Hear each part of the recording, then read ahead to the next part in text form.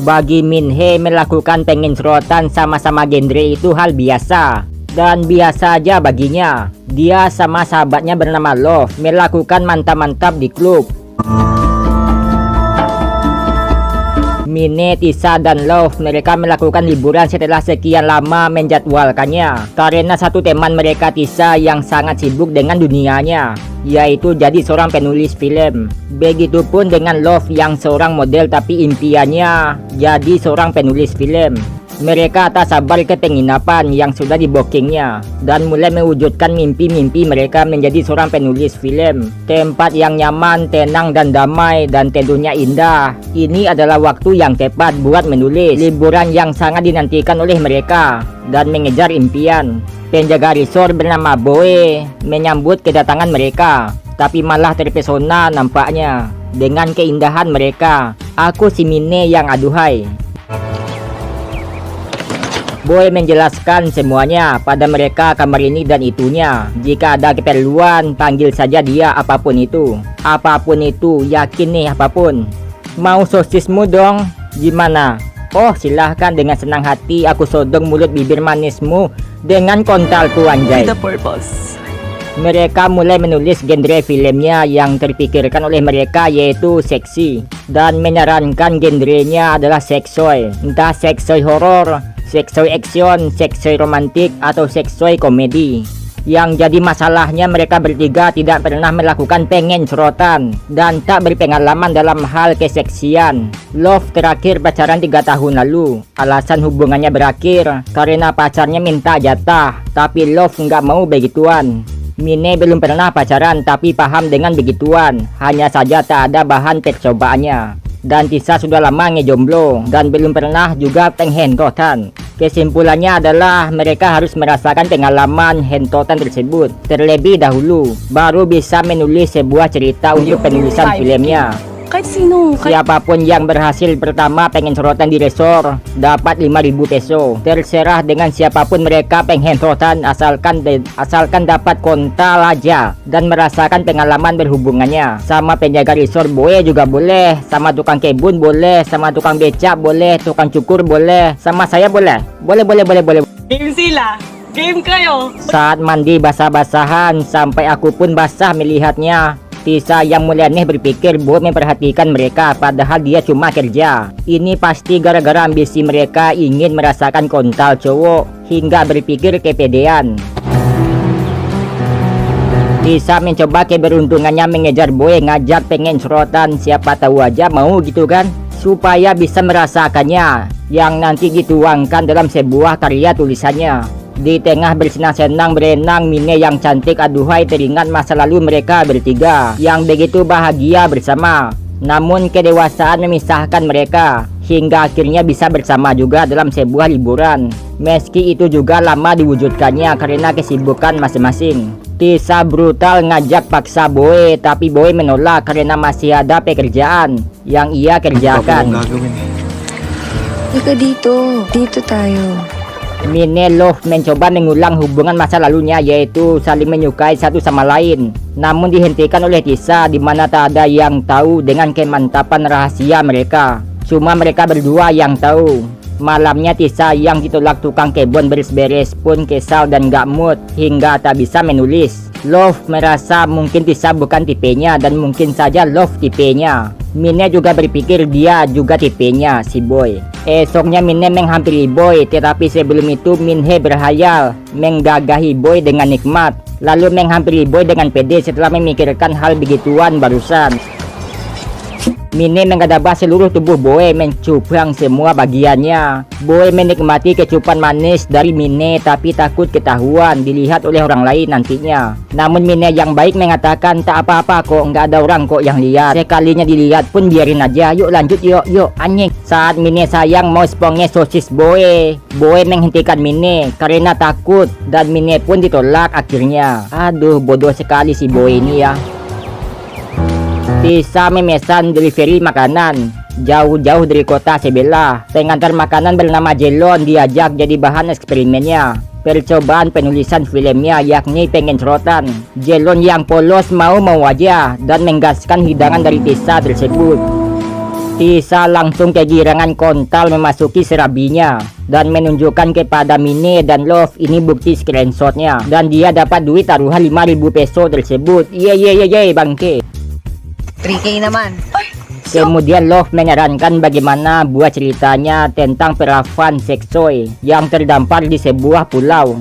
Tapi Tisa dan Mine tetap merasa tema seksai sebelumnya masih menarik. Tisa pergi keluar membeli minuman, sementara mereka asik bercerita. Sambil minum tersebut, Mine gerah pengen dibasahi. Tak lama datang tukang galon yang udah lama nggak nge-gym. Dia biasa ngantar galon ke sana, namun kali ini agak terlambat. Dan pas banget nih Mine pengen serotan, dimana Mine ngajak dan memberikan gunung kembar beserta APM-nya dengan senang hati kepada tukang galon. Ah, Mine sangat baik sekali ya, pengen dong dibaikin. Paginya Love memikirkan akhir ceritanya dan Tisa memikirkan plot twist ceritanya. Di tengah cerita datang Mine dengan senyuman manis menceritakan dia habis menggagahi tukang galon yang bugar. Mendengar hal itu mereka senang, wow, dan meminta Love melanjutkannya. Hanya Love yang belum pengen serotan dan sangat disarankan buruan hentoti tuh si Boy. Kalau bukan Boy siapa lagi coba, masak saya sih ha? Di kolam renang mereka berpikir Boy seorang gay, makanya tak tertarik dengan mereka. Mine bilang belum tentu, mungkin dia hanya takut dan belum siap mencelup anunya. Love pergi ke toilet dan Mine juga ikut. Mine yang mabok mencoba mengulang masa lalu dengan Love, tetapi Love bukan seperti dulu dan mencoba menyadarkan bahwa Mine adalah temannya, bukan kekasihnya. Jadi sudahi ya, Mine meminta sekali ini aja karena dipaksa oleh keinginan sahabatnya. Love pun menurutinya.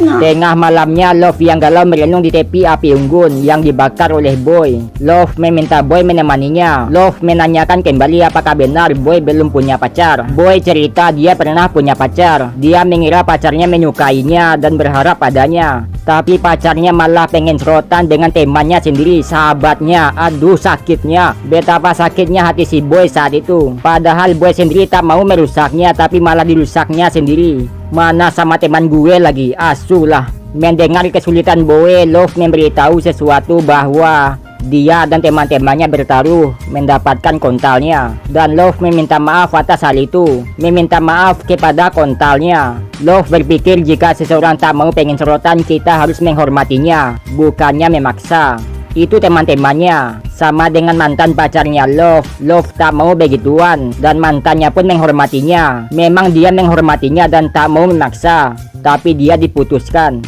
Sangat sulit ya mencari pasangan yang menerima kita apa adanya. Tidak hanya kita tapi juga dengan keputusan kita. Melihat Love yang beda dari kebanyakan cewek, Boy kagum dengannya dan mengecup kemanisan pipinya Love. Love juga nggak mau melepaskan Boy dan mencoba menggagahi Boy. Yang itu Boy bales dengan kenikmatan lainnya. Pokoknya mah mantap banget dah.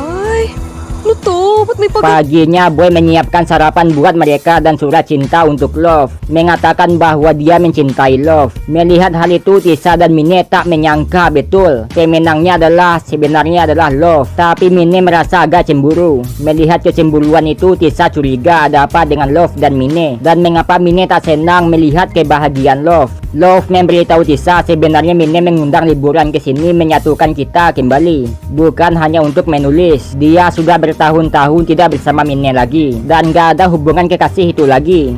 Last night na natin mamaya. Gusto ko lang naman maulit yung sa amin dati.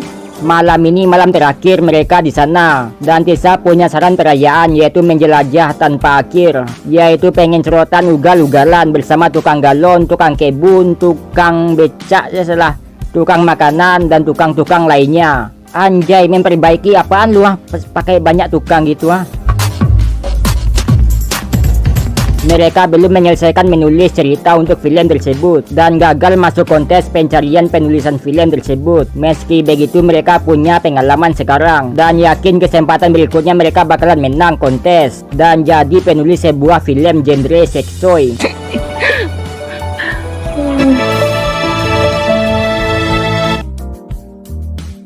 Di sebuah bar pengen sorotan, seorang pria pemula mencoba menjajahi cewek di sana bernama Elsa. Ini pertama kalinya bagi si bujang ini dan memberikan uang yang sangat banyak berharap bisa dipuaskan. Tetapi sialnya si bujang 5 menit udah keluar dan uang 5 jutanya pun langsung lenyap sekejap mata. Makanya jangan berlebihan mengharapkan kepuasan tapi pisang lu sendiri cepat keluar. Kalau gini kan rugi. Ada. Elsa adalah pemain senior paling lama di sana. Sejak usia 14 tahun dia sudah bekerja di sana. Sekarang tepat 8 tahun ia jadi cewek hiburan. Ako na agrabyado, abono pa ako. Pulang dari bar, Elsa dibegal oleh suami bibi yang bernama Bong. Pinjam duit 100. Elsa tinggal bersama bibinya yang melarat. Ditambah melarat lagi adanya si suami sang bibi yakni Bong, yang kerjaannya cuma ngabisin duit aja si berandalan ini. Bong berbohong Elsa ngasih duit dia tadi malam ngebegal dia. Lebih gajer lagi si bibi percaya dengan ucapan suami madesunya dan menyalahkan Elsa yang bilang suaminya bohong. Ribut amat sih nih keluarga. Iingay nyo, lumabas nga muna kayo! Si bibi meminta uang ke Elsa untuk biaya sekolah anaknya, bayar hutang suaminya si Bong, beli makanan dan lain-lainnya. Terus kerjaan lu apaan sih Bi? Minta-minta tanpa sadar diri doang Bi. Bangki lah. Pagi itu di bar datang dari jauh-jauh salah satu jagoan aing, aduhai mantap bernama Ana, mengunjungi teman lama di bar yang masih cemberut pagi buta ini karena masalah keuangan. Ana menyadari permasalahan tersebut karena si bibinya. Ternyata sudah lama si bibi bikin masalah, pantesan melarat mulu, orang gaje gitu. Ana menyarankan pergi aja dari rumah si bibi dan tinggal bersamanya. Tetapi Elsa tak bisa karena merasa kasihan dan dia berhutang budi sudah dirawat dari kecil oleh si bibi yang rese itu. Ana sudah meninggalkan kehidupan pengen cerita di bar tersebut. Sekarang dia tetap bekerja di bar tapi sebagai pelayan. Kehidupannya jauh lebih bahagia ketimbang ceritian dengan berbagai pria di bar tersebut. Dia juga sudah punya pacar bernama Soko. Dia juga sudah punya pacar seorang ojek keliling bernama Fredo yang melengkapi kebahagiaannya. Sekali lagi Ana menawarkan ayo pergi dari bar ini pindah ke tempat ia bekerja. Ana akan membantu Elsa mencari pekerjaan di tempat barunya. Sebenarnya Elsa juga lelah di bar tersebut, bahkan masih kurang. Elsa ngambil cuti dari bar, bodoh amat pokoknya mah nenangin diri. Kalau dipecat ya udah, kalau enggak ya udah. Pokoknya mah lelah. Si Bong malah nekat ingin menggagahi Elsa yang sedang santai. Langsung saja Elsa hajar si mesum Bong. Ang ina mo ah! Sagad ka na sa kabastos. Dan si bibi menyalahkan Elsa yang berpakaian begitu, yang membuat suaminya begitu. Emang udah gaje si bibi ini. Elsa mulai lelah dengan si bibinya yang nambah-nambah beban pikirannya dan juga nambah beban hidupnya. Elsa mulai kepikiran dengan tawaran si Ana yang menyarankannya tinggallah bersamanya, tinggalkan si bibinya dan mulai hidup sendiri. Mungkin ini adalah langkah yang tepat mencari kebahagiaan.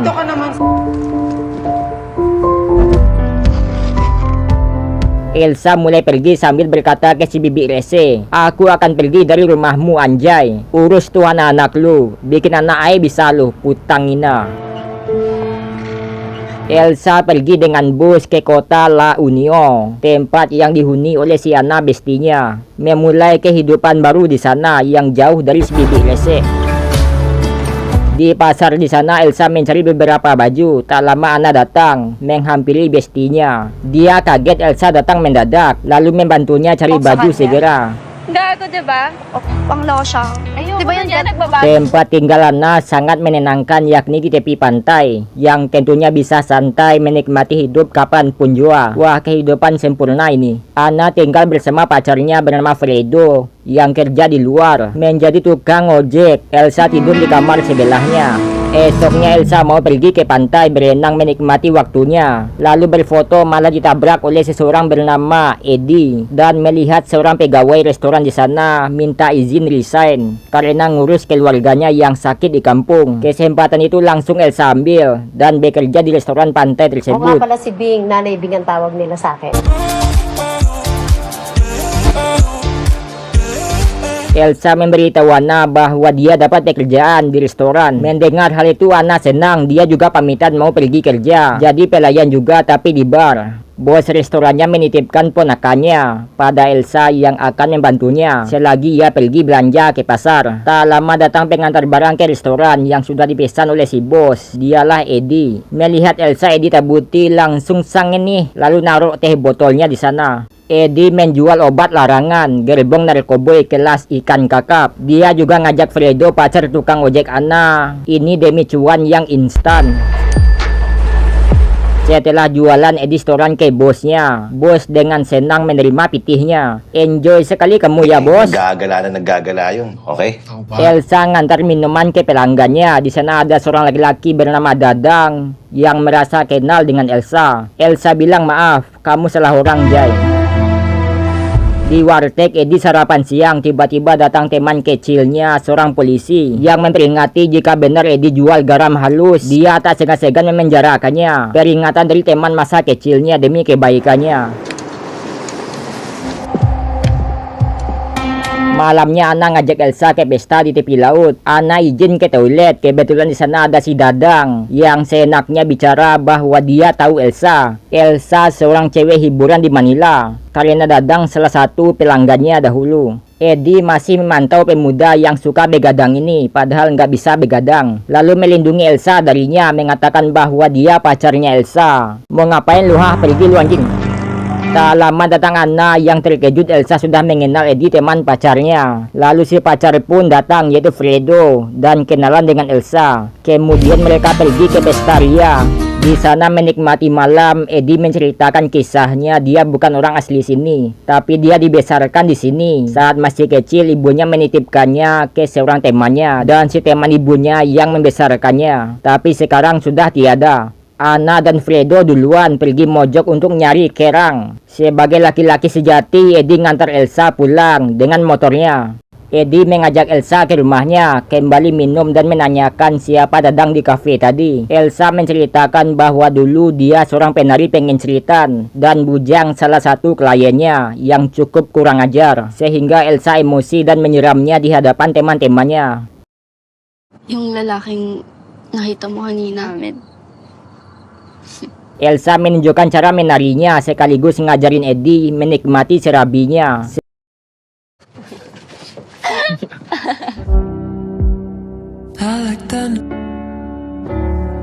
Sekali celup, hubungan pun langsung dekat. Ya, Eddie dan Elsa menjadi sepasang kekasih yang bahagia menikmati kehidupan dan menikmati servisan Elsa setiap harinya.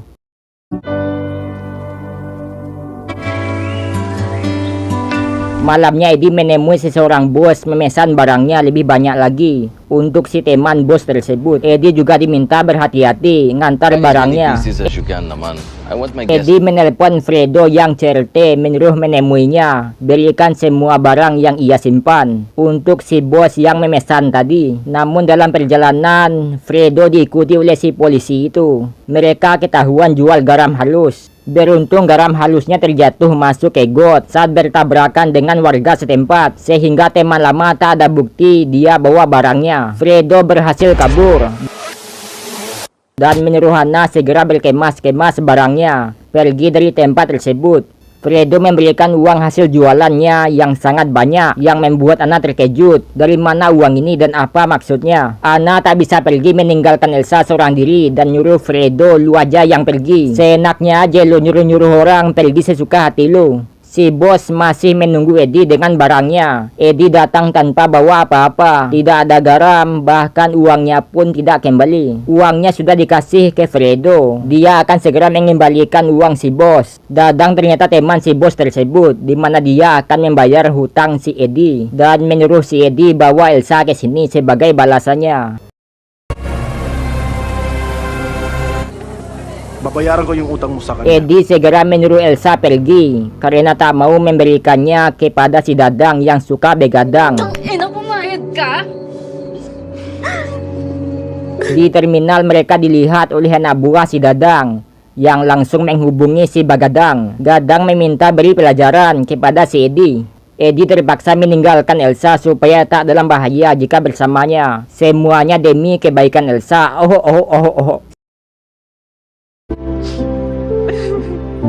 Sementara Fredo dihabisi oleh si bos narkoboy mereka karena menghilangkan uang hasil jualannya. Diam-diam Elsa ingin menyelesaikan masalah Hedi dengan datang menemui si Dadang untuk menyelesaikan masalahnya dan juga masalah dia di masa lalu bersama si Dadang. Dan mari kita akhiri. Sementara itu nasib si Hedi sama dengan Fredo. Dia dihabisi oleh anak buah si Dadang hingga mati. Yah, mending di penjara aja sih kalau gini mah.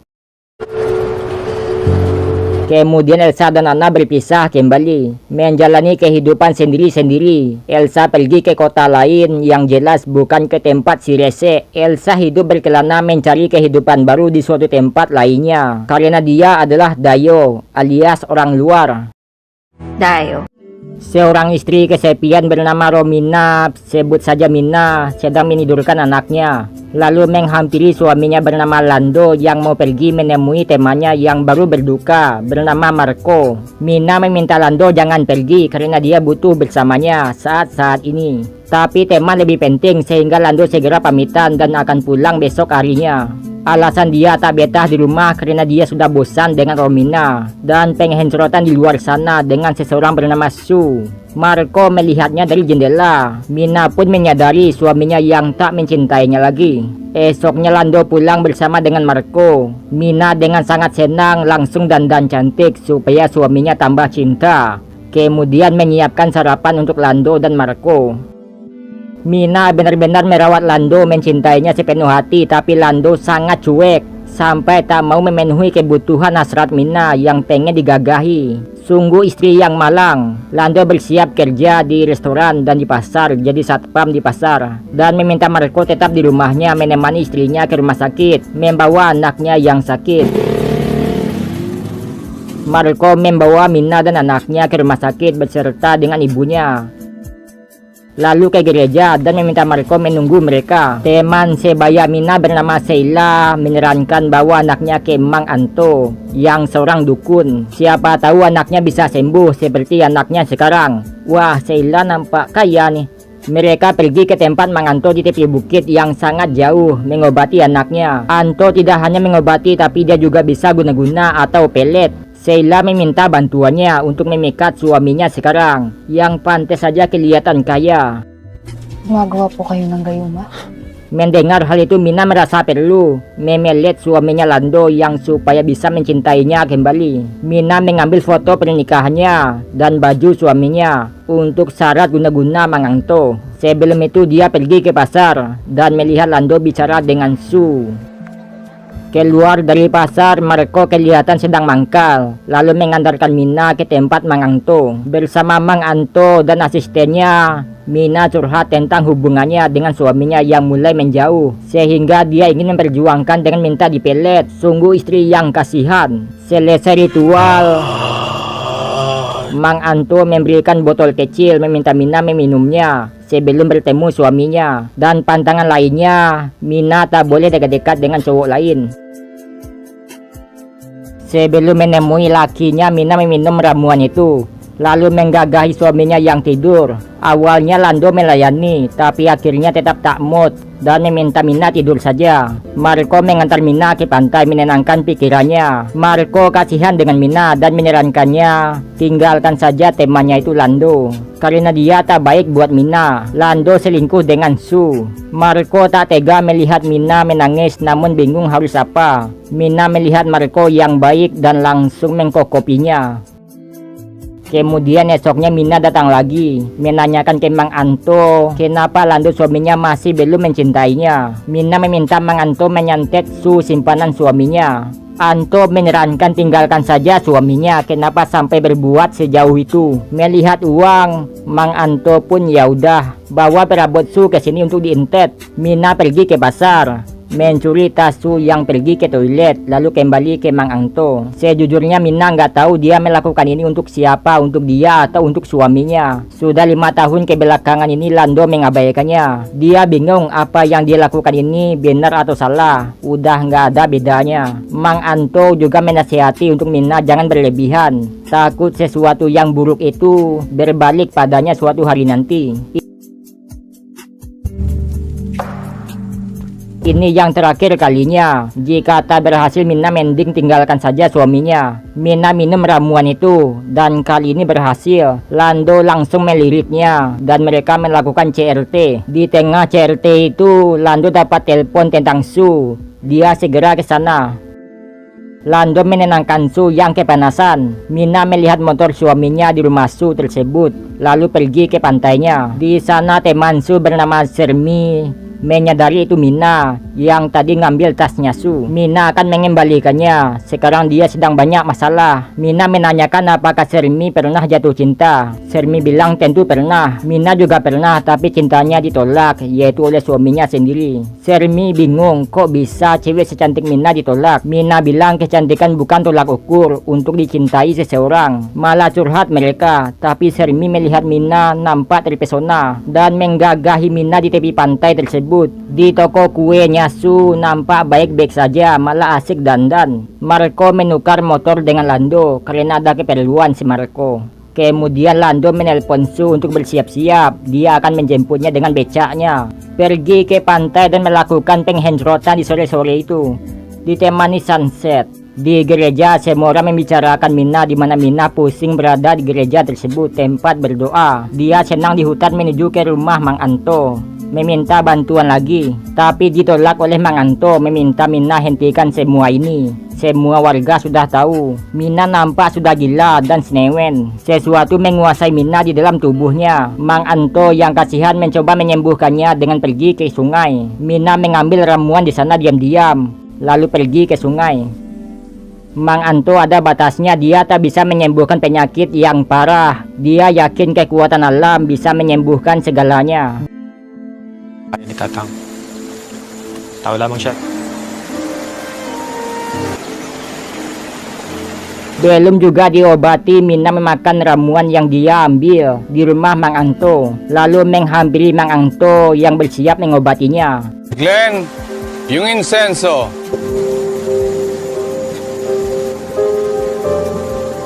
Mang Anto yakin Mina sudah sembuh, tapi nyatanya Mina masih gila, berenang-renang dengan aneh di sana. Menyadari hal itu, Mang Anto menyuruh asistennya mengambil alih dari sini. Dia akan melawan jin jahat yang merasuki Mina.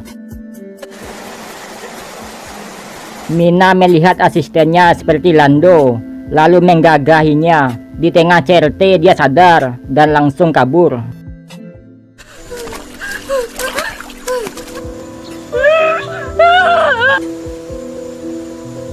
Mina menggerebek Lando dengan Su yang sedang CRT, lalu meluapkan isi hatinya. Lando yang tak tahu malu dan Su yang menghancurkan keluarganya. Su menangis melihat Mina dan memohon ampunan. Dia minta maaf sudah menyakitinya. Su yang tersentuh hatinya pun menggagahi Mina dan terjadilah trisom Mina, Su dan Lando. Mantap-mantapan.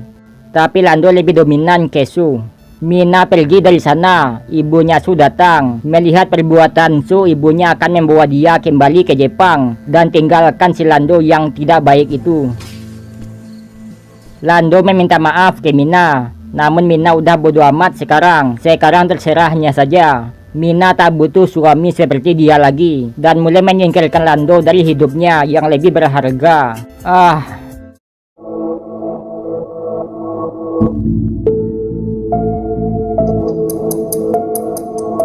Seorang pacar bernama Martin memberikan kejutan sebuah rumah yang sangat besar dan indah untuk cewek masa depannya yang bernama Melly. Tak lupa juga mereka merayakannya dengan teman-temannya. Ada teman Melly bernama Angie dan ada Leo saudaranya Martin. Mereka minum bersama dan melamar Melly kekasihnya untuk nikah dan tinggal bersamanya di rumah yang indah ini. Yakapin mo ganito, ganito. Yakap. Esok paginya semua perabotan mereka datang dan Melly sebagai pendekor ruangan terbaik mengatur letak-letaknya. Tapi Martin punya caranya sendiri. Balik niyo yan dyan. Di gym, Martin mengajari figuran ini nge-gym yang benar. Tak lama datang Leo melihat tempat gymnya yang ada beberapa mesin yang dibeli oleh Martin, di mana Leo dan Martin berbisnis bareng membuka alat gym tersebut. Dulunya Melly seorang wanita nakal, suka main dengan cowok-cowok. An adalah bukti kenakalan Melly di masa lalu. Dan sekarang dengan adanya Martin, pria yang baik baginya, Meli pun siap berubah dan membuka lembaran baru bersama Martin. Esoknya Martin buru-buru ke gym. Meli kesiangan hingga telat menyiapkan sarapan untuknya, sehingga lain kali Meli disuruh bangun lebih awal, sebagaimana seorang istri menyiapkan sarapan untuk suaminya. Nah, di sini mulai nampak kekurangan pasangan. Meli mengambil sebuah lampu di tokonya, lalu kembali ke mobilnya. Ada seseorang mengincarnya, balas dendam atas perbuatan Meli di masa lalu yang merusak dirinya. Cewek ini cuma mau kuntulnya saja pada saat itu. Jam 9 malam, Martin dengan tegas menyuruh Meli istrinya tidur supaya tak bangun kesiangan. Meli masih teringat dengan cowok yang dia rusak masa lalu itu, dan kepikiran siapa ya dianya. Esoknya Meli ulang tahun. Angie, Leo dan suaminya merayakan ulang tahunnya. Leo nampak terpesona dengan istri saudaranya ini yang sangat aduhai. Di saat pesta ulang tahunnya itu, Meli melihat seseorang penguntit itu datang ke pestanya. Ya, cowok yang balas dendam atas perbuatan masa lalunya. Martin menyadarkan Meli yang tampak mabuk. Lalu Martin pergi keluar, ditelepon oleh seseorang bernama Vincent. Dan Leo ngajak Meli dansa bersamanya. Selesai pesta, Meli ngecek foto-fotonya dan melihat wajah penguntit tersebut. Dia rasa cowok itu cinta satu malamnya yang dahulu ia mainkan. Karena mabuk pada saat itu, dia tak tahu siapa namanya. Karena hanya CRT satu malam, Meli menampar cowok itu yang memaksa pengen cerotan, meski dia yang mulai duluan. Sex, drug or not, good or bad. Pulang nge-gym, Leo melihat poster Meli, lalu memfotonya dan mengeditnya seharian. Itu baru foto loh ya. Dia nampak terobsesi pada Meli dan mengawasi pergerakan Meli saat keluar rumah dari jendelanya. Wah, ini baru namanya penguntit nih. Martin sangat teratur, makan pun tepat waktu dan menyudahinya pun tepat waktu, sehingga Meli yang main-main pun makan sendirian. Makanya hargailah waktu. Di lift bersama Angie, Meli paranoid melihat seseorang dan merasa itu penguntitnya. Tetapi tak ada yang terjadi. Cowok itu hanya lewat begitu saja. Di rumah, Meli ngantar Martin yang mau ke gym. Leo memfoto Meli, lalu memberikan kue kesukaannya. Sebagai basa-basi, disuruhlah Leo masuk ke rumahnya dan makan kue bersamanya. Namun Leo malah berfantasi mantap-mantap dengan tema kue dengan Meli tersebut. Martin melihat Meli yang makin gendut meminta ia kurangi makan yang manis-manis dan mari pergi ke gym, menurunkan berat badannya. Wah, si Martin keren sekali ya. Saya suka nih yang tidak pengen cerotan mulu. Ya, Leo datang juga ke gym beralasan mencari Martin saudaranya, padahal melihat keindahan Meli. Angie menyukai Leo yang bijaksana, tetapi Leo tertarik pada Meli, di mana Meli juga merasakan aura hormon keinginan kuat Leo terhadap dirinya. Dan itu Meli membiarkan saja Leo masuk sesukanya ke dalam hatinya. Paginya sebelum berangkat ke gym, Martin marah ke Meli yang tidak disiplin, tidak menyiapkan minuman proteinnya lebih awal, dan tak bisa diandalkan sebagai istri. Meli juga capek mengurus tokonya dan sebagai macamnya. Tapi bagi Martin itu tugas Meli, menyiapkan keperluan suaminya, dan Meli saja yang kurang disiplin. Dengan berani tanpa ragu-ragu lagi, terobos sajalah anjing. Leo mengungkapkan perasaannya ke Meli bahwa dia mencintainya, lalu menyodorkan bunga tersebut dan kabur. Secure kasi sa heritage.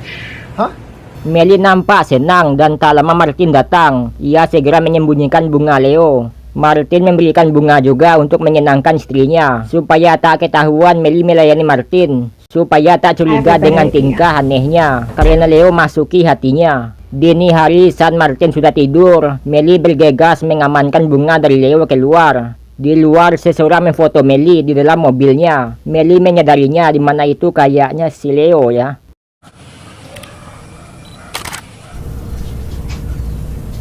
Paginya Leo datang lagi setelah Martin pergi ke gym. Dia memberikan kue coklat buat Meli. Meli berterima kasih untuk bunganya kemarin dan kue coklat hari ini. Maliligo na ako. Di basement, seseorang mengikuti Meli, ternyata itu Leo, yang langsung menyeretnya dan mengkokopnya. Melihat tindakan Leo, Meli merasa aneh. Awalnya bunga, lalu coklat, Maksudnya apa? Meli ternyata menganggap semua itu sebagai perhatian biasa aja, tidak lebih atau gimana. Padahal sudah jelas Leo menyukainya, tapi hanya dianggap sepele, udah gitu aja. Emang cewek ya, mainin cowok aja. Pero that doesn't mean that you love each other. Esok paginya Leo kembali. Kali ini proyeknya yang ingin dokumentasikan karya Meli, sehingga kali ini Meli mengizinkannya. Salah woy, bukan tangan gue lukisnya, tapi ke dinding. Hingga pada akhirnya mereka pengen serotan dengan satu sama lain, dengan tema lukisan di badan. Setelah habis pengen serotan, mereka pun mandi berdua, membersihkan cat-cat di badan mereka. Martin tiba-tiba datang sehingga mereka langsung kepanikan, takut ketahuan. Martin minta dibuatkan jahe karena tak enak badan. Meli segera menyuruh Leo keluar lewat pintu belakang. Malamnya mereka merayakan ulang tahun si Angie, di mana Leo pulang duluan karena besok bangun pagi seperti rutinitas biasanya, yakni disiplin. Tinggallah Leo yang mabuk di rumah Angie tersebut. Di hari ulang tahunnya ini kesempatan untuk pengen cerotan dengan Leo. Meli habis dari toko. Di basement itu Leo datang ingin bicara tentang hubungan kita, tapi Meli buru-buru ada yang ketinggalan di tokonya. Leo segera mengambil barang yang ketinggalan tersebut. Lalu Meli segera ke mobil sambil menunggu Leo kembali. Tiba-tiba seorang penguntit tiba.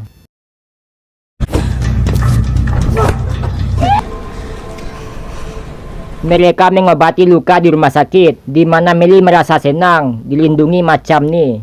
Lalu mereka berpelukan seperti Teletubbies. Martin melihat mereka diam-diam.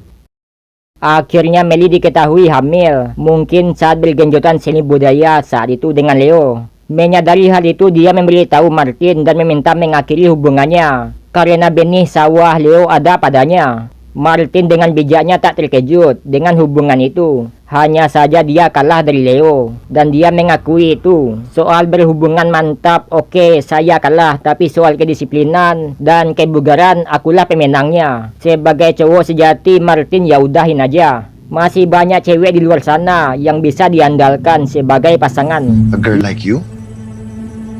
Leo yang melihatnya pun ikutan nangis, sadar dia masih cupu. Dia gelisah sepanjang malam. Pada akhirnya mereka pun bersama. Leo Meli membesarkan anak manisnya mereka bernama Jasmine, putri kecil mereka dengan bahagia. Sungguh keluarga kecil yang indah. Sementara itu seseorang yang dulu sempat membahagiakannya luar biasa kini hilang arah dan hidupnya berantakan. Ya, orang itu adalah Martin.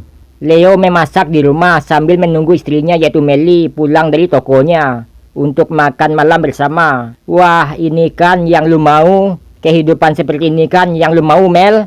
Daddy. Setelah teleponnya dengan suaminya, Martin menelponnya, meminta mari selesaikan semua ini yang Meli mulai tersebut, atau sesuatu yang buruk akan terjadi pada suaminya atau anaknya. Martin membeli sebuah senjata dengan COD di tempat. Hubungan yang sempurna itu dibayang-bayangi oleh ancaman sang mantan yaitu Martin. Semuanya harus selesai. Benar kata Martin, untuk mendapatkan kebahagiaan penuh harus selesaikan sesuatu yang buruk yang Meli mulai. Setelah Leo tidur, Meli keluar menelpon Martin, ayo ketemu besok dan selesaikan semua ini. Martin melihatnya dengan snipernya yang kapan saja bisa membunuh Meli. Sebelum dengan Martin, Meli menyelesaikan masalahnya dengan si penguntit terlebih dahulu, dengan diberikan sedikit gesekan lalu menikam penguntit tersebut hingga mati. Anak mereka Jasmine ulang tahun. Martin mengintai mereka dengan snipernya. Tengah malamnya Martin dengan gentle datang bersama snipernya. Di saat Meli dan Leo pengen serotan di dalam sana. Saat senang-senang dan bahagia itu, tanpa rasa malu ada seseorang yang dia sakiti dan tiba-tiba inilah balasannya.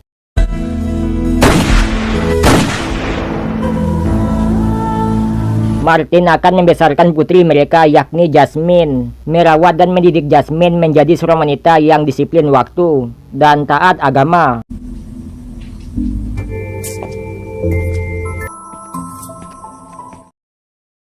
Roy, seorang desainer grafis yang didesak oleh perusahaannya, untuk segera menyelesaikan pesanannya. Bahkan karyawan lain tak membantunya satupun, malah semakin mendesaknya.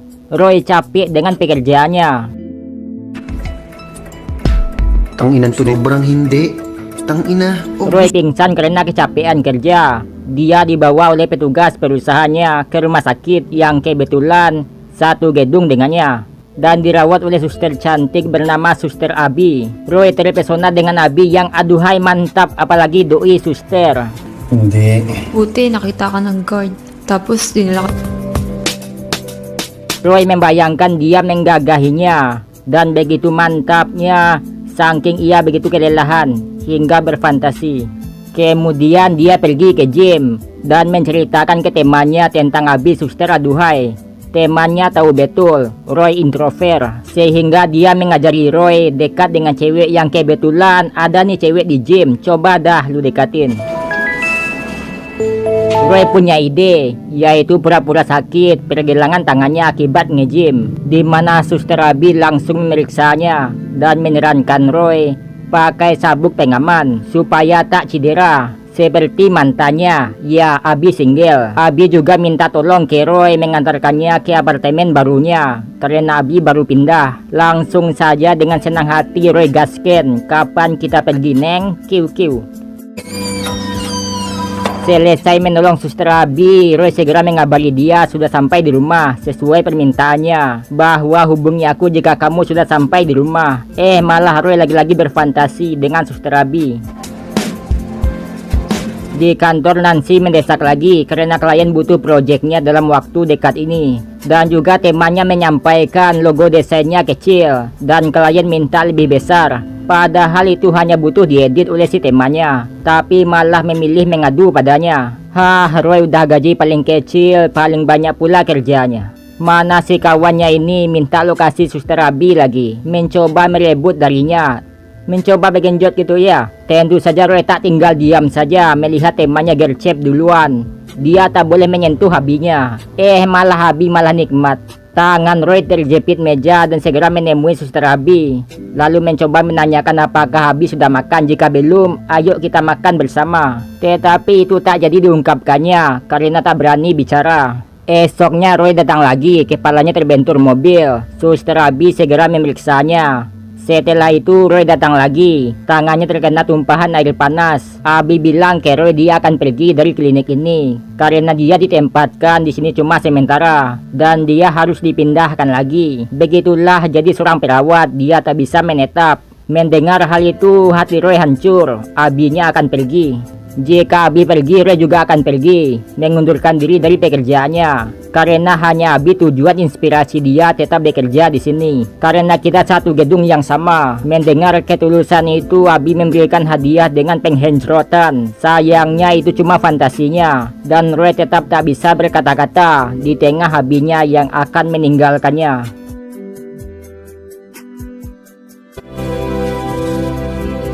Esoknya tergesa-gesa Roy ke klinik, tapi sudah diganti oleh orang lain. Abi cuti untuk mengurus surat-surat perpindahannya. Dalam suasana hati yang sedih itu, atasannya memanggil, memberitahu tentang kinerja Roy yang akhir-akhir ini menurun dan tampak tidak semangat bekerja. Seketika saja Roy mengomel mengungkapkan isi hatinya bahwa dia sudah muak bekerja dengannya, bahkan sempat ingin mengundurkan diri, dan dia sering sakit karena bekerja sendirian, sedangkan mereka cuma memerintahnya saja. Si atasan berkata, "Oke, kita minta maaf." Si atasan pun meminta maaf karena kita tak bisa membaca pikiranmu Roy. Seharusnya kamu bicara dan kita pun akan makluminya. Mendengar hal itu Roy sadar bahwa betul juga bahwa dia harus bicara tentang keluh kesahnya dan semua yang dipendamnya untuk menyelesaikan sebuah masalah. Itu juga termasuk buat Abi. Dia harus bicara. Roy pergi ke apartemen Abi yang nampak sudah beres-beres. Roy ingin mengungkapkan sesuatu padanya sudah lama ia simpan, bahwa dia mencintaimu, Suster Abi. Mendengar hal itu, ungkapan cintanya yang begitu panjang dijelaskan oleh Roy. Abi ternyata juga mencintainya. Abi sudah lama menunggu Roy berkata demikian, mengungkapkan perasaannya, tapi Roy malah tidak peka. karena tak mungkin kan cewek yang nembak duluan. Abi juga mencintai Roy karena selama bekerja di klinik hanya Roy yang menyambutnya, tersenyum dan bahagia. Soal surat perpindahannya tidak disetujui. Dia tak jadi pindah tapi hanya cuti sebentar dari klinik karena kekesalannya. Nanti aku balik lagi kok ke klinik, kita bisa main bareng. Mereka pindah ke kamar Abi dan ya kalian pasti tahu apa yang akan terjadi selanjutnya. Dan kemudian selanjutnya pun juga begitu kayaknya. Mereka melanjutkan penghancuran di kantor karena satu gedung yang sama. Jadi bisalah curi-curi waktu main ke klinik untuk menyervis pongnya.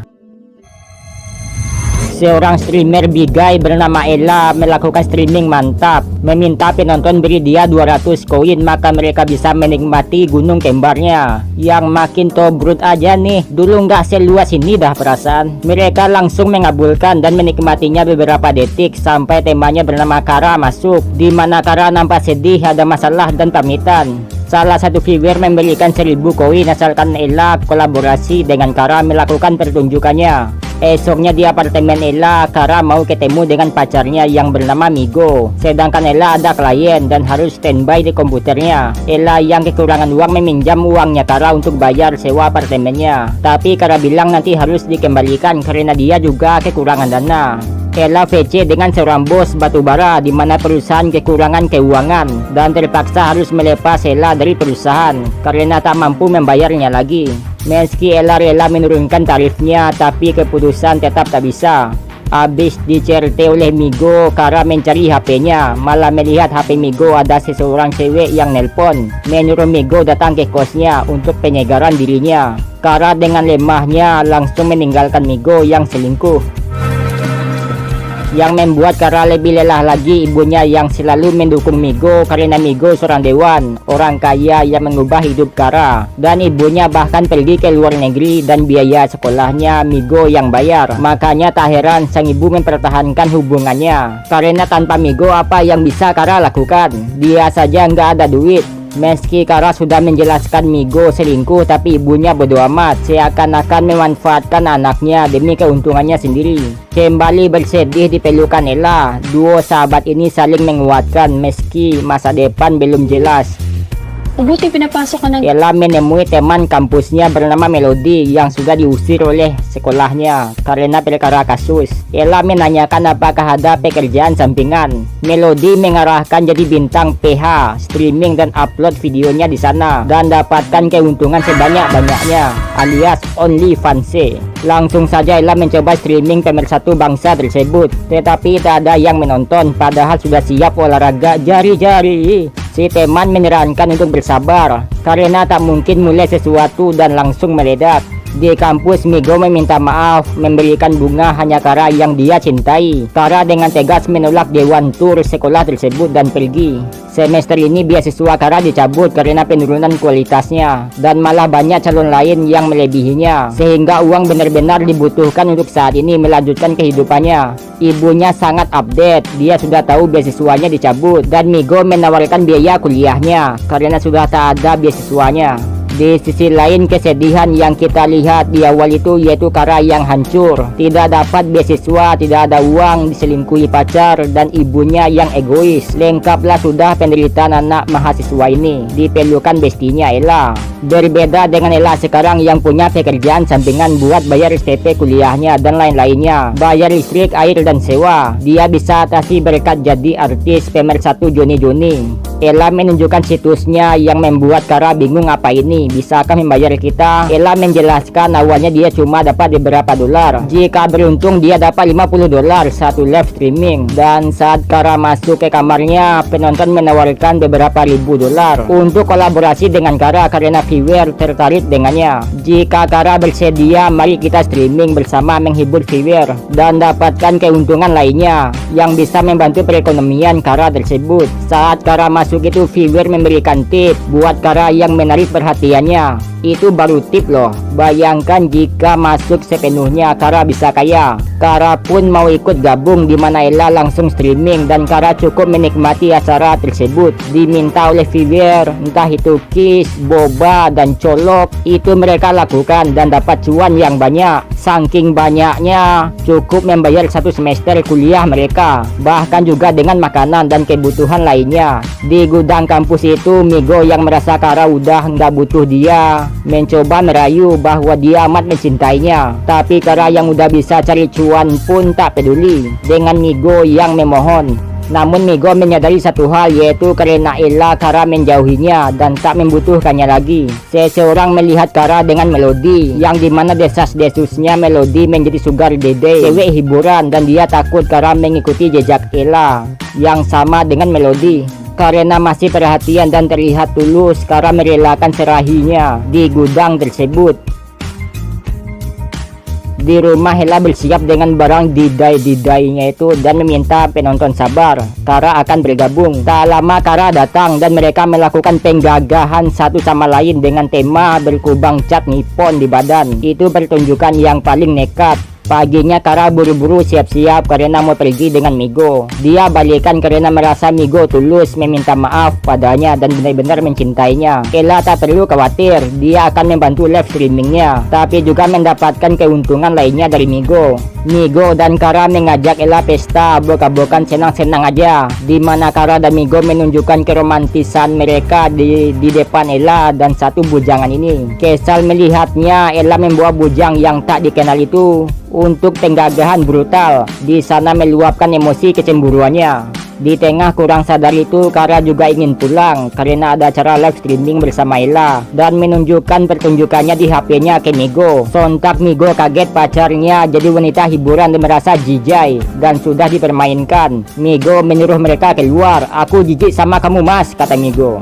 Kara pun tak masalah Migo meninggalkannya karena dia juga tak berharap banyak darinya, karena tak butuh cowok yang tak bisa menerima dia apa adanya. Yang penting live streaming masih ada. Disitulah kebahagiaannya sekarang. Tak peduli kata dunia, terserah apa kata mereka, karena ini kebahagiaannya. Terutama dengan Ella, Kara punya perasaan pada Ella. Ella nampaknya mikir-mikir dan menjauhi Kara. Dia juga membuat pekerjaannya diketahui oleh si Migo yang mulai menghakiminya, yang membuat Ella takut ketahuan teman-teman di kampus dan bernasib sama dengan Melody yang disepak oleh kampus keluar. Kara ngechat Ella meminta maaf dan jangan jauhi dia, mari bicara dan berteman kembali. Tapi Ella mengabaikan semua pesannya. Sampailah notifikasi muncul menandakan Ella sedang live streaming. Ella yang galau abok-abokan bersama viewernya. "Pokoknya hari ini kita brutal, ugal-ugalan, melepaskan kegundahan diri ini teman-teman," kata Ella. Bilisin mo mukha mo. Mga putang ina yung mga chismo. Tak lama Kara datang. Dia sudah mendengar betapa pentingnya dia bagi Ella. Ella meminta maaf dan Kara janji akan menyelesaikan masalah demi masalah kita. Kisah diawali dengan dua insan yang dulu terpisah kini saling melihat kembali, padahal cuma teman. Dia bernama Johnny. Ya, Johnny cewek ya. Dan cowok ini bernama Tantan. Diputar sebelum menjalinnya hubungan silaturahmi itu. Di tengah hujan deras, Tantan nyari tempat teduh, yang kebetulan Johnny tanpa HB juga neduh basah-basahan, yang membuat Tantan berisagane dan memberikan tasnya yang ketinggalan dan juga membantu Johnny membuka gerbangnya yang terkunci. Semua warga menggibahi Johnny yang seorang penggoda alias wanita open B. Dia cuma ngontrak 3 bulan di rumah ibunya Tantan. Habis itu dia akan pergi ke Jepang jadi artis Jave.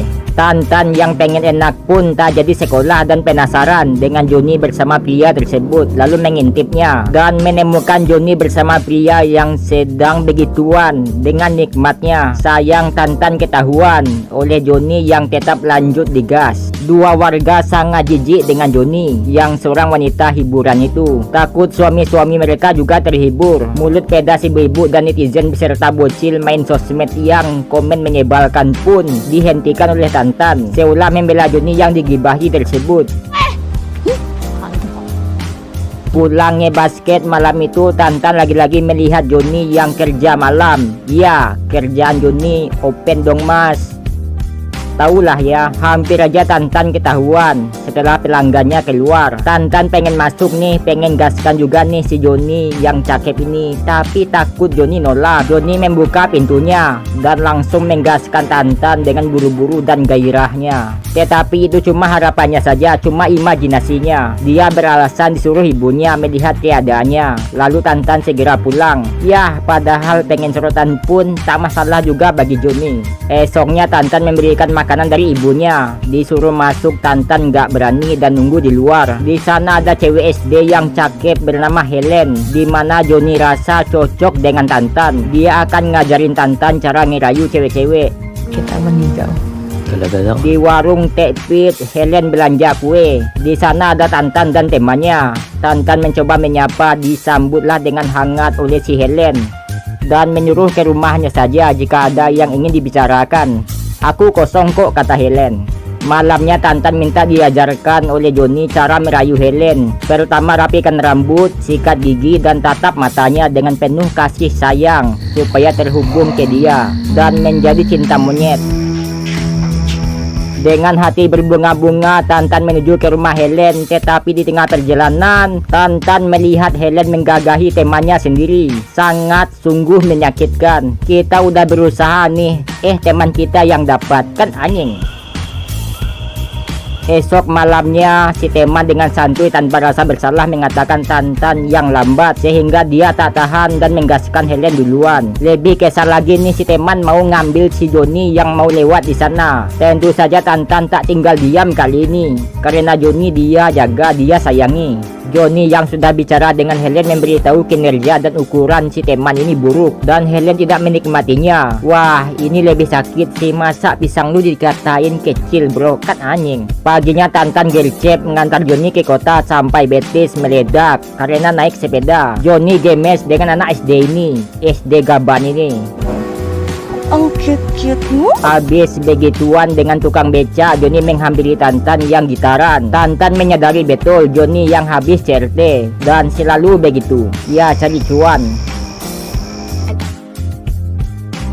Sang ibu tak mempermasalahkan Tantan dekat dengan Joni, terlepas gosip buruk di lingkungan ini. Asalkan Tantan tahu batasnya dekat dengan Joni. Tantan menerapkan dengan jelas ajaran dari ibunya yang baik, tidak menghakimi orang dan tidak berbuat buruk. Kalau dia buruk, Helen dan Joni dari awal pasti udah diagas, tapi nyatanya masih bisa menjaga. Ibu si teman yang berlagak cupu di depan emak, di mana ibunya marah ke Joni penyebab kotornya lingkungan ini akibat kerja kelompoknya yang bergilir berdatangan pria-pria masuk ke rumahnya. Apalagi coba kalau bukan berbuat dosa. Dan anaknya yakni si teman juga terpengaruh oleh si Joni.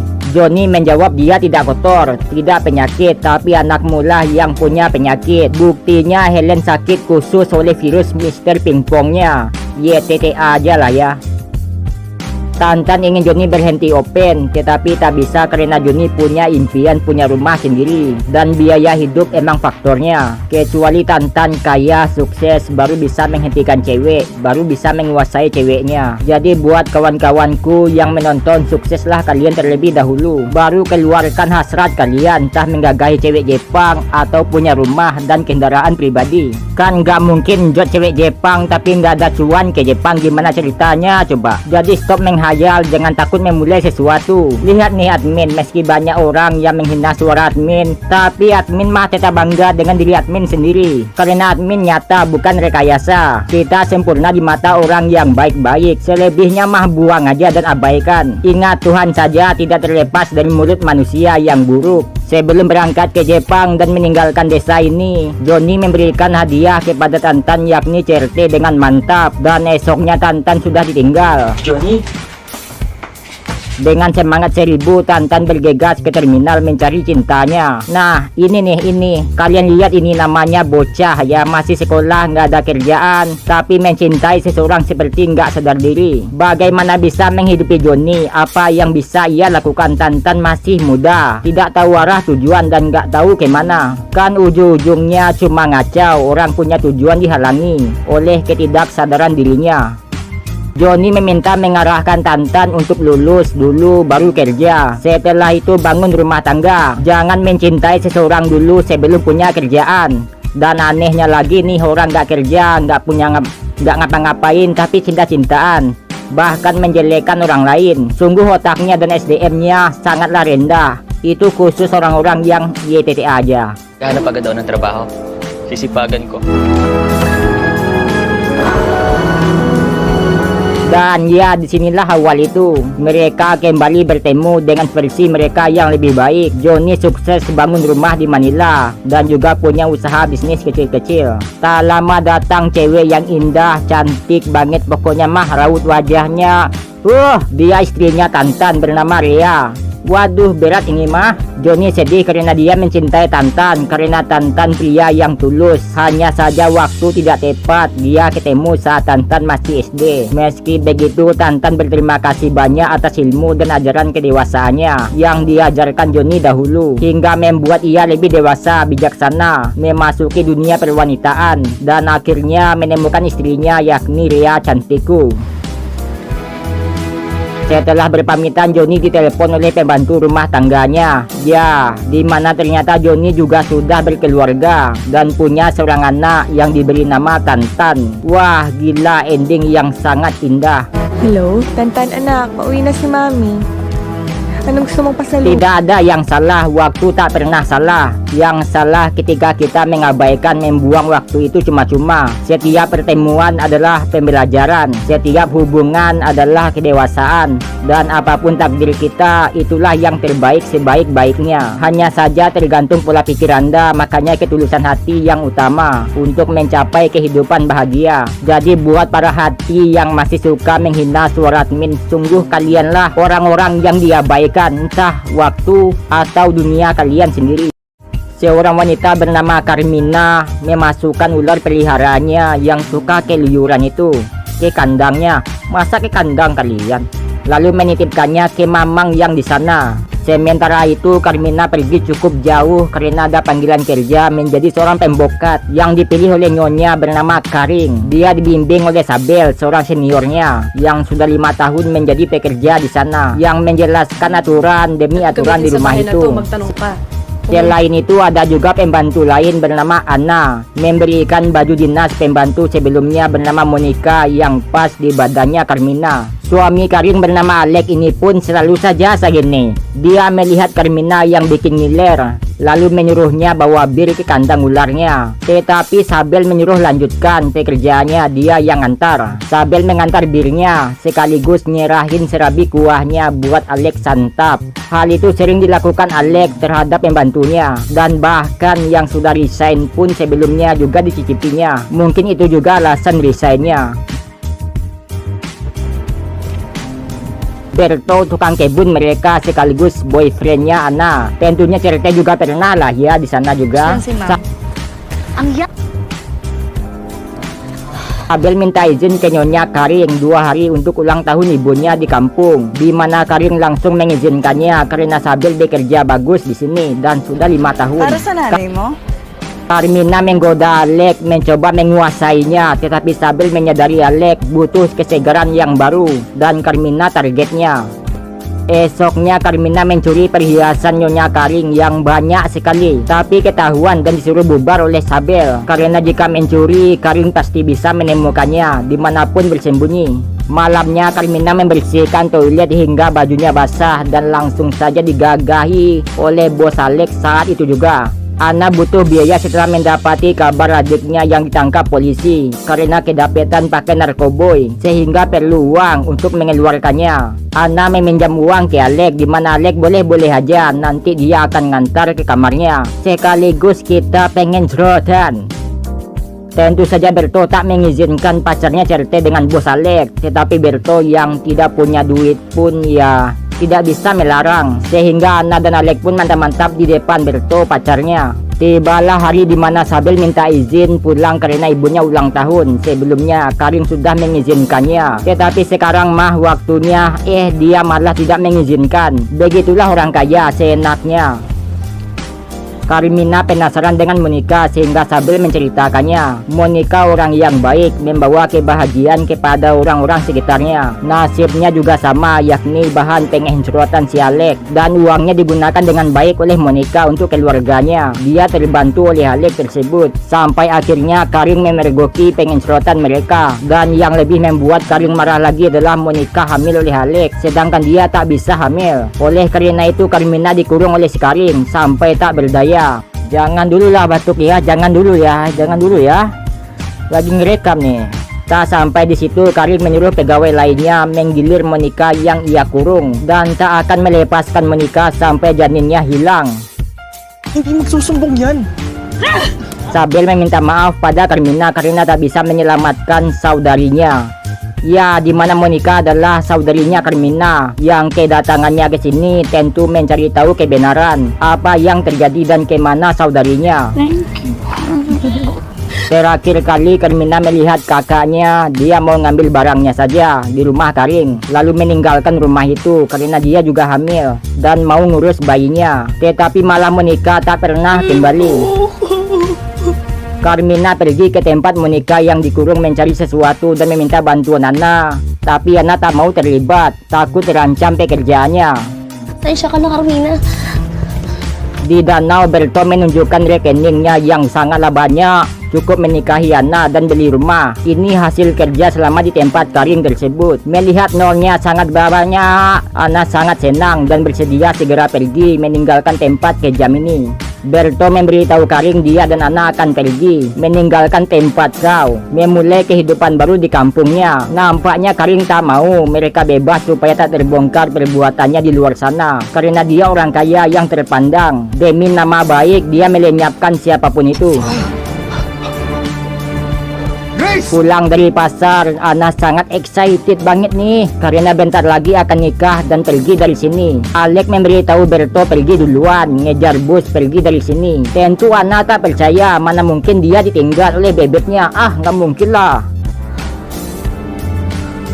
Anna sangat sedih, Berto hilang tanpa jejak. Anna mencoba menelpon dan terdengar suara HP-nya dekat kebun di sana. Melihat darah di HP Berto, Anna langsung sadar bahwa Berto sudah tiada.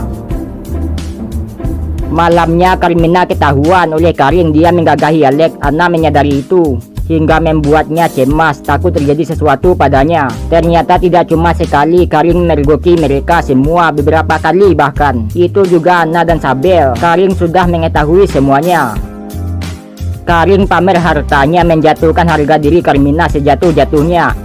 Mana bisa jatuh aku. Dia juga tahu Alex suka makan dia karena Carmina beda dari yang lain katanya. Karin mencoba juga, apakah iya mencicipinya? Apakah benar Carmina sisi sebaik itu, apakah benar? Karena ia tak mau kalah dari siapapun, jadi Karin test drive. Dalam permainannya Carmina berhasil mengikat mereka berdua, dan sekarang giliran dia yang bermain pada mereka. Carmina mulai interogasi mereka, di mana saudarinya yaitu Monica. Dengan ketawa psikopatnya, Karin menjawab bahwa Monica sudah mati. Monica terjatuh saat melarikan diri hingga kepalanya bocor. Alex bersama Berto menguburnya. Itulah sebabnya Berto tak boleh pergi. Alex melepaskan ikatannya dan menghajar Carmina. Anna pacar Berto datang ikut membantu Carmina menghajar mereka.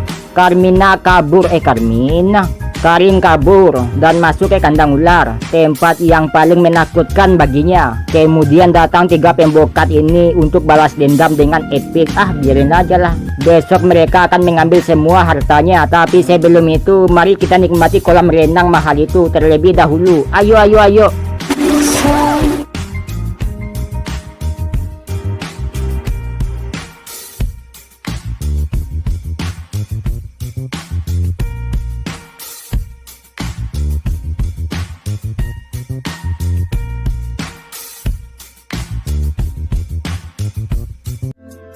Ada sebuah tempat yang jauh dari kota, masih dipenuhi pegunungan yang indah dan alamnya yang bisa bikin stres Anda hilang. Tempat itu bernama Maliko. Seorang cewek cantik aduhai mantap bernama Sweti pergi ke Maliko untuk menyegarkan dirinya dari kesibukan dan juga untuk urusan pekerjaan. Dia menelpon dokternya dan memberikan VCS mantap di tengah malam itu. Ita-transfer ko mamaya sa bank account. Esoknya Sweti menemui dokter di kampung tersebut menawarkan obat terbaiknya dari Manila. Sweti menjual obat kah?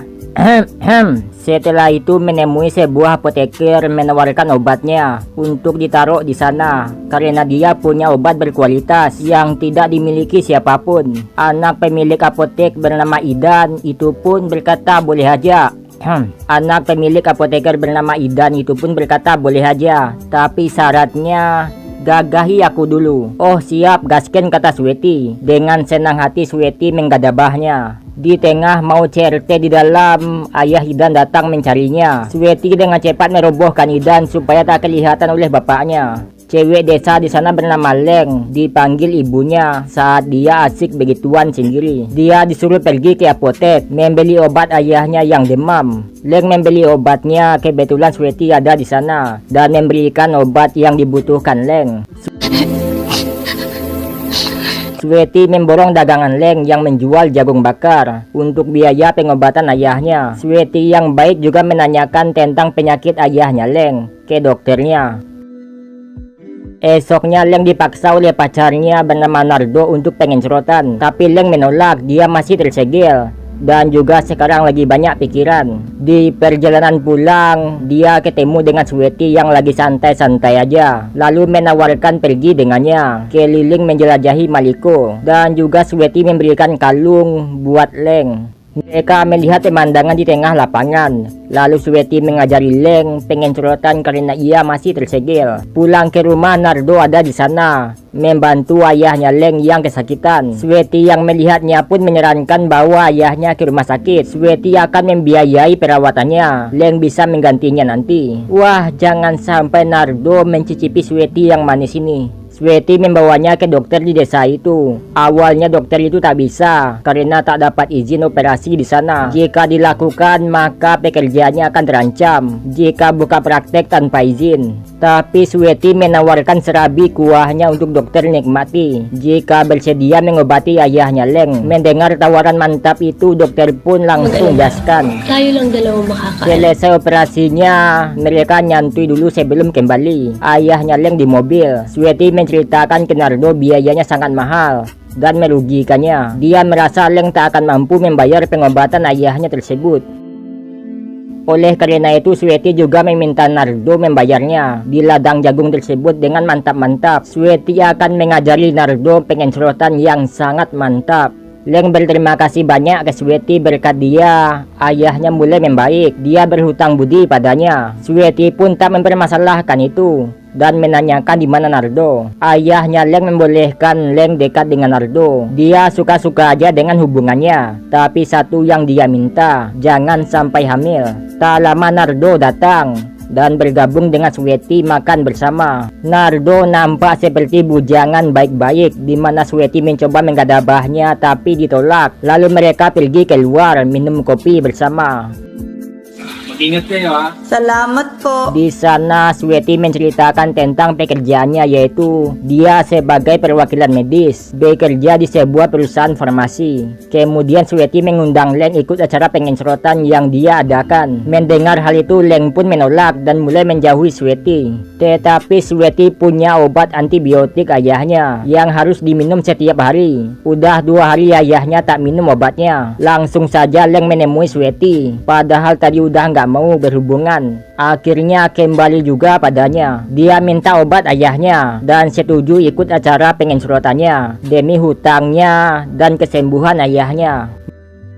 Malam itu mereka pergi ke acara tersebut di sebuah gubuk dengan banyaknya maksiat yang bertebaran. Sweti menyambut mereka dengan hangat, memasangkan kalung dan memberikan minuman. Tetapi kedatangan Leng bukan untuk bersenang-senang, melainkan melunasi hutangnya. Sweti diajak oleh orang di sana untuk pengencerotan dan langsung melayani dengan senang hati. Bujang haus melihat kemantapan ini dan meminum air di sana yang dikasih obat segini. Lalu terjadilah penggadabahan Nardo, Leng dan juga Sweti.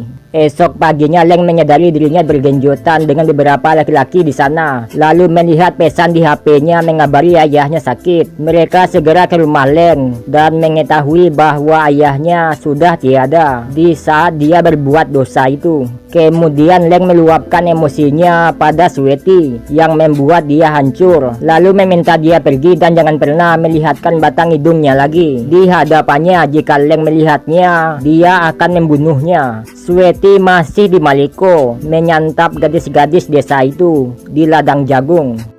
Diawali dengan seorang pemuda yang mencari jati dirinya bernama Bujang. Bujang punya seorang kekasih bernama Ara yang ia cintai tapi tak mau nikah, takut dengan kehidupan rumah tangga yang tidak senak pengen ceritan. Mereka habis ceritean dan Ara bersiap pulang. Pagpatay na. Malamnya dia minum bersama temannya bernama Kar, di mana Kar dapat kabar bahwa Randi dan Jing teman kita mengajak pergi ke pondok menikmati liburan di sana alias pesta-pesta bujangan. Esoknya Bujang memperbaiki mobilnya supaya perjalanan ke pondok pesta tetap lancar. Di bengkel dia melihat sepasang pasutri yang ribut di pondok tersebut. Hindi ka na nahiya. Yung mga bata. Oh, ni-rush lang ako sa loob si Ending. Kar, Randi, dan Jing sudah berada di sana sambil menunggu kedatangan Bujang yang belum juga sampai. Tak lama ada dua pengunjung juga, seorang cewek bernama Mia dan Fanny di pondok tersebut. Hi, I'm Mia. Hi, Carl. Mia. Hello? Bujang masih dalam perjalanan, nampaknya dia tersesat. Sedangkan teman-temannya sedang asik dengan cewek-cewek di sana berkubang-kubangan bersama.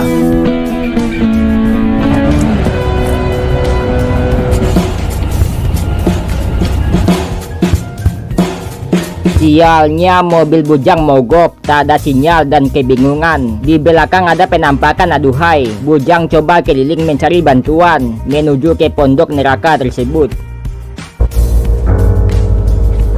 Saking jauhnya mencari sinyal sampai bertemu dengan mobil-mobil yang tersesat juga kayaknya. Bujang berhasil menghubungi Kar, memberitahu mobilnya mogok karena pondoknya yang jauh atau dia yang tersesat. Sialnya sinyal terputus, lanjut main perosotan ah. Jing mojok melihat Kar dan Randi yang asik main basah-basahan di kolam tersebut. Tak lama datang cewek basah lainnya yang tidak diketahui namanya. Sementara waktu ini yang langsung membasahi Jing yang masih cupu.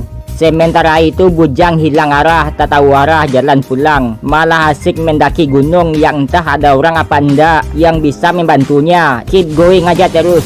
Sekian lama ada mobil lewat, gengsi minta tolong. Bujang ngikutin kemana perginya. Nampaknya Bujang sampai di sebuah pedesaan suku pedalaman.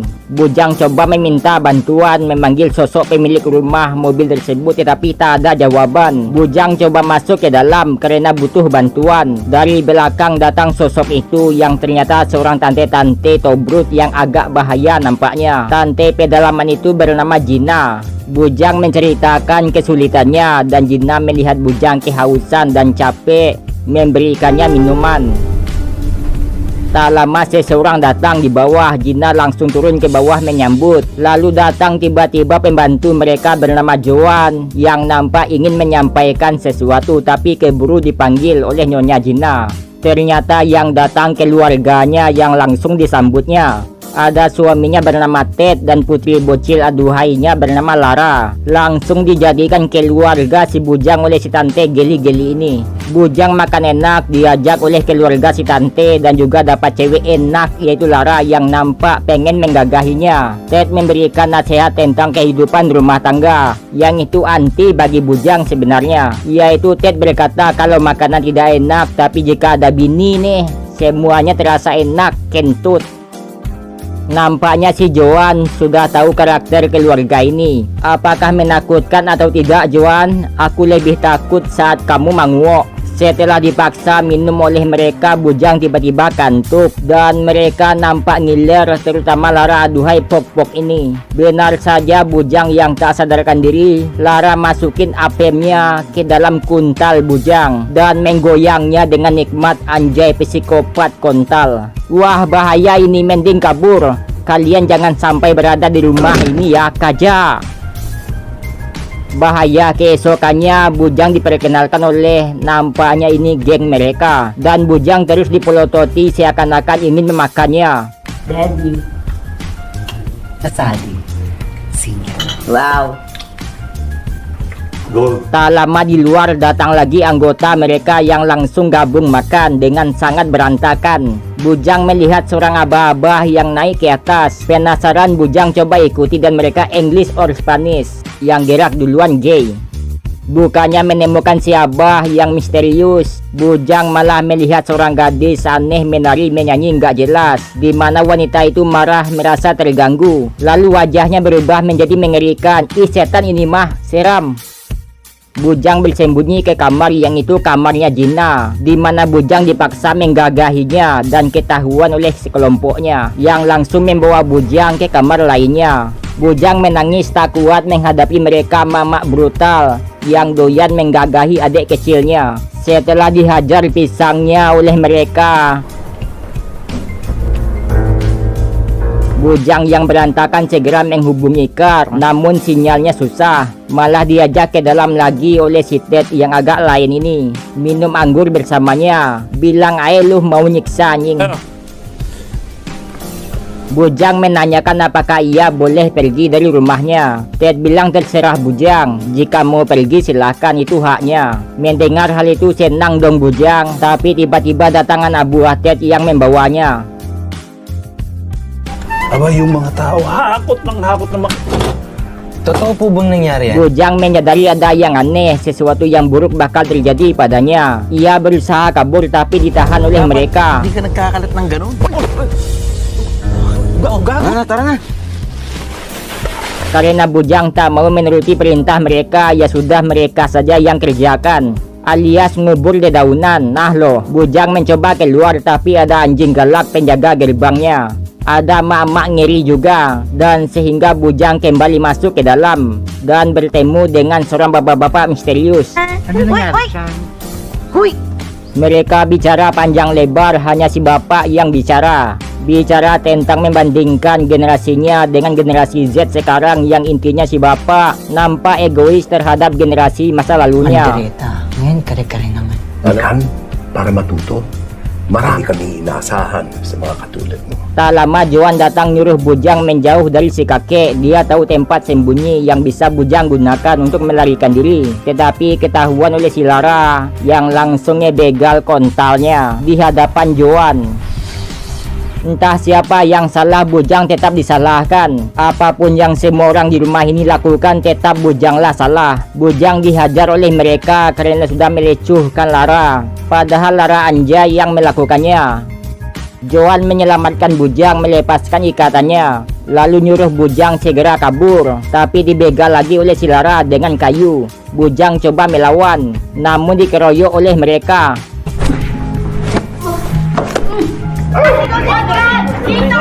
Tak lama bapak generasi datang, menghajar mereka beserta Ted hingga mati. Nah lo gimana nih ceritanya? Kayaknya si bapak lagi mabok dah. Bujang segera lari dari tempat mengerikan ini.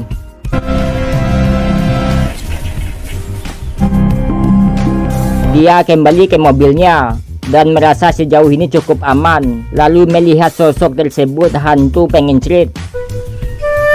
Sebulan penuh Bujang disandra di sana, dan Kar merasa Bujang menghindari pestanya di pondok, tidak mau ketemu dengannya. Padahal ia disandra dalam perjalanan menuju ke pesta pondoknya. Gak usah bacot sembarangan deh Bray, gue lagi pusing ini. Lu nggak tahu kan gue disiksa cok. Di tengah kegalauan, bingung hidup ini arahnya kemana. Dia udah putus dengan Lara dan masih takut untuk memulai pernikahan. Tak lama sosok hantu cantik itu datang muncul lagi di hadapannya, di sampingnya kali ini. Dan Bujang pun berpikir kayaknya gua nikahin hantu cantik aja deh. Lah saya juga mau kalau gitu.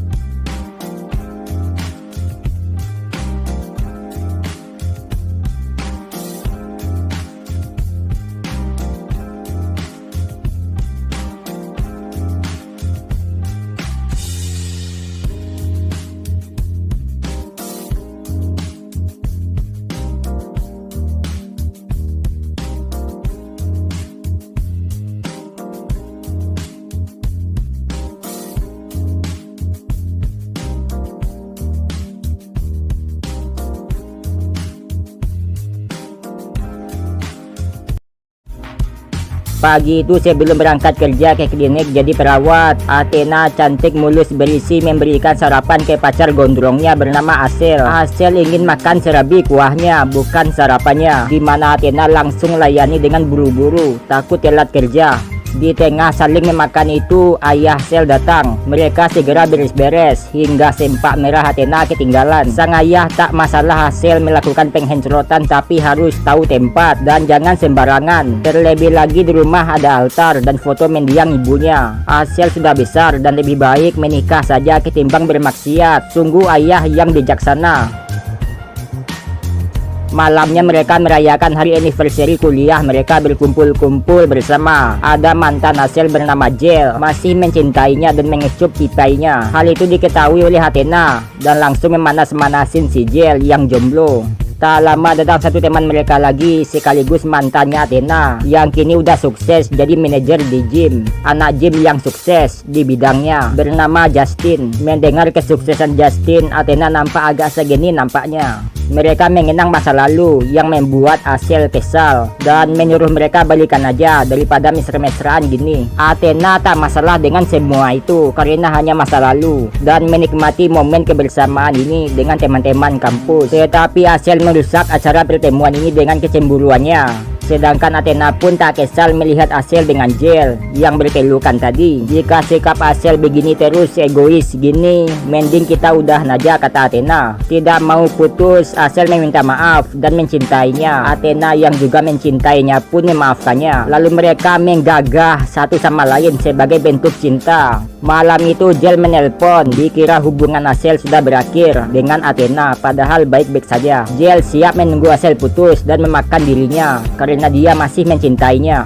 Asel yang digoda mantan pun tak kuat dan terjadilah VCS yang Jel mulai duluan. Esoknya perginya kemananya, ke tempat pijat, merilekskan badan dan ingin santai. Setelah dipijat dan para pekerja istirahat, mereka melakukan penghencrotan dengan nekat hingga ketahuan oleh seseorang. Di luar mereka ribut. Asel yang tak merasa bersalah atas keegoisannya yang cuma mau begituan mulu dimanapun dan kapanpun. Athena agak muak dengan semua ini, semua keinginan Asel tersebut, dan juga memberitahu yang Asel lakukan itu terkadang tidak membuatnya nikmat oleh Athena. Yo wong maksa gitu minta jatah, mana sembarangan tempat lagi, pakai otak dong dasar gondrong. Asel emang gak jelas, gak tahu arahnya cuma pengen cerotan. Beda dengan Athena, ada tujuan, kerja dan ingin mapan. Untuk menghindari cowok segini itu, Athena ingin bersembunyi darinya, menenangkan pikirannya supaya gak digedabah mulu, dan juga pengen pindah klinik supaya tak dihampiri oleh cowoknya yang segini itu.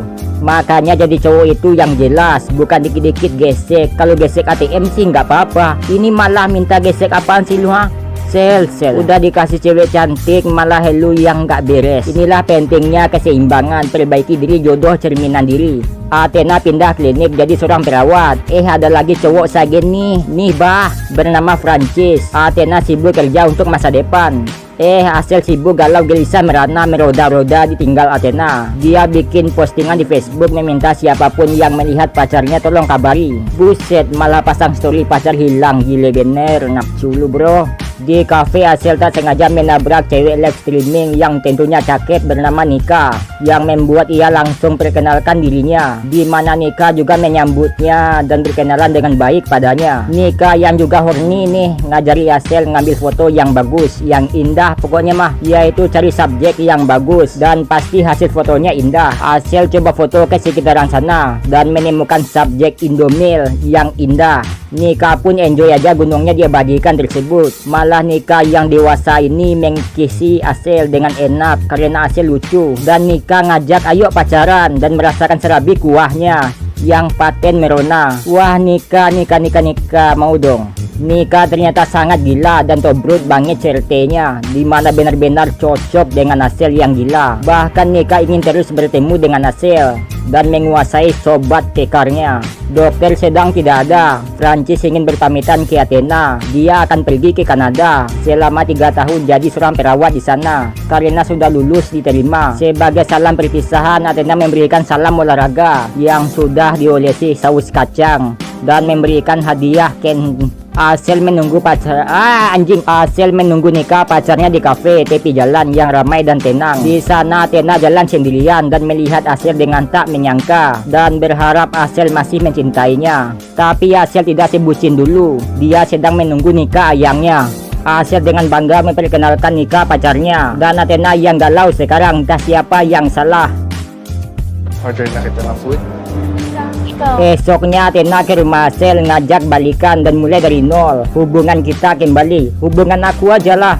Woman dia yang ninggalin, dia juga yang minta balikan. Kini Asel sudah berubah dan meminta Athena cari cowok yang lain yang membuatnya bahagia karena dia sudah punya nikah. Siangnya Asel ngejemput nikah, OTW ke sana aku yang dengan mogenya, tetapi malah ditabrak truk dan dirawat di rumah sakit. Di saat keadaannya kesulitan, nikah malah tak bisa dihubungi. Yang datang menjenguk malah Athena, sang mantan yang masih mencintainya, menyayanginya. Dokter mengatakan Asel mengalami patah tulang tangan dan kaki dan leher dan butuh waktu pemulihan yang lama untuk kesembuhannya. Dan apakah ada keluarga bujang ini, kata dokter tersebut. Athena memberitahu dokter Asel tinggal sendirian, ayahnya di luar kota dan tak punya siapa-siapa. Oleh karena itu Athena rela siap menemani Asel dari nol sampai kesembuhannya kembali. Dia merawat Asel dengan tulus dan penuh kasih, ngasih makan Asel, ngasih obat Asel, mandiin Asel. Ngapain lagi nih Sel?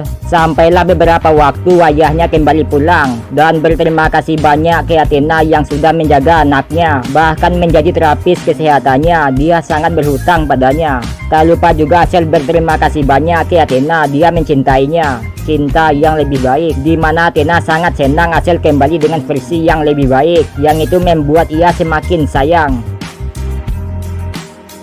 Sampailah di hari ulang tahunnya, setahun sudah perawatannya yang diobati oleh Athena kekasihnya. Ditambah di hari ulang tahun ini dia berdoa semoga menjadi